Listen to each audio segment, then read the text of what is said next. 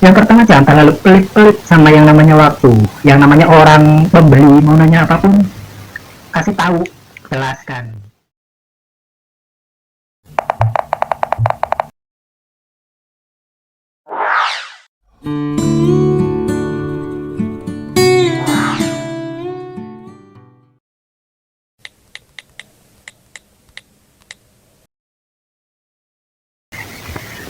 Jualan ya di sosial media, kalau misalkan ada yang cuma nanya-nanya terus menghilang, nggak jadi beli, udah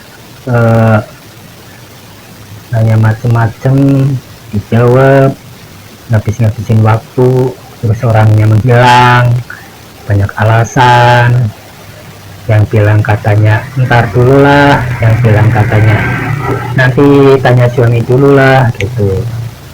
Itu kita tuh mesti tetap harus sabarin orang kayak gitu. Soalnya tuh kadang orang-orang yang macam kayak gitu, dia tuh minat sama barang kita yang kita jual di sosial media, tapi apa yang dari harganya dia, ibaratnya kayak saya contohnya ya, saya jualan seharga 15.000 nih.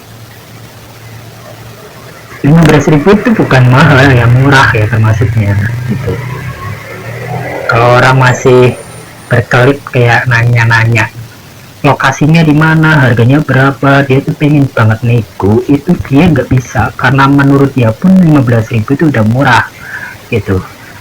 Jadi kalau misalkan dia tetap berkelit kayak nanti ya apa ya segala macam, sebenarnya dia tuh butuh, sebenarnya dia tuh pengen sama barang yang kita jual.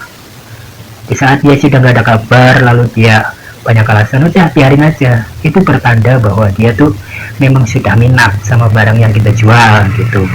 Jadi pasti nanti kalau misalkan kita posting lagi, dia pasti lihat lagi, dia bakalan makin ketagihan dengan barang yang kita jual gitu. Jadi kalau misalkan ada orang kayak gitu, nggak perlu ditanggapin dengan emosi kayak kita ngoceh-ngoceh di sosmed, bilang orang jualan kayak gini gitu, udah kontek-kontek jadi beli menghilang, nggak perlu nyinyir seperti itu tuh, nggak perlu. Karena apa, apalagi kalau misalkan kita nyampaikan bikin status di sosial media tempat kita jualan gitu, kayak kita jualan di Facebook, tapi di saat ada orang yang nggak jadi beli, ternyata malah kita ngecek-ngecek di Facebook karena menelanpiaskan rasa kecewa kita terhadap pembeli yang nggak jadi, seperti itu kan. Nah nanti orang yang membuat si penjual atau membuat kita kecewa, dia bakalan baca, jadi hati-hati, mending kita handemkan saja, karena dia tuh memang bener-bener rasanya tuh udah pengen beli, tapi mungkin waktunya nggak ada, terlalu jauh, jadi banyak alasan gitu. Tapi kalau misalkan kalian jualannya di upgrade lagi, ditambahin lagi, nanti dia bakalan ngikutin kalian terus, ngeliatin jualan kalian terus, dan dia itu bakalan tertarik juga sama jualan kalian, bakalan apa ya namanya, kayak pasti dia diam-diam nanya lagi, entah dengan cara ganti nomor telepon lah buat nanya barang ini, itu pasti bakalan kayak gitu. Kayaknya juga kadang kayak gitu, kayak misalkan udah kontek-kontek nyampe ke 15 menit 20 menit, akhirnya alasan gak jadi beli apalah segala macam gitu kan, tapi nanti biarin aja gitu. Tapi udah pernah Sherlock bareng orang itu kan ngeselin banget tuh, udah enggak, dia udah nge-Sherlock tempatnya ke saya, terus pas lagi dia minat lagi dengan barang dagangan saya, walaupun sudah jengkelin, sempat menghilang, terus dia tuh ganti pakai nomor WA yang lain buat kontak saya lagi.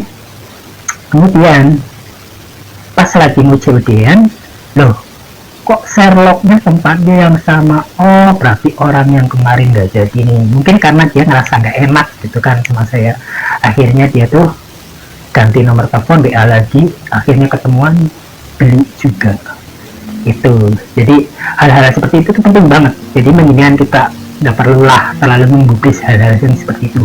Yang pertama, jangan terlalu pelit-pelit sama yang namanya waktu, yang namanya orang pembeli mau nanya apapun, kasih tahu, jelaskan, seperti itu.